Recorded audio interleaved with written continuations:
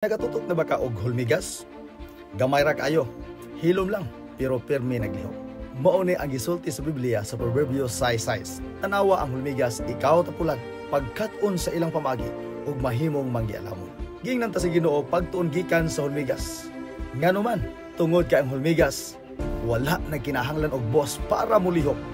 Nagtrabaho bisan walay audience, nagplano para sa kaugmaon, ug nagtinabangay aron makapot ang dakong natumo. Usahay magulata nga naay mutulod nato, pero ang hulmigas nagapahinumdum ka nato. Kung gusto ka nga mutubo, lihok na karon, trabaho bisan hinay, lihok matag adlaw, salig sa Ginoo ug ayaw kundak.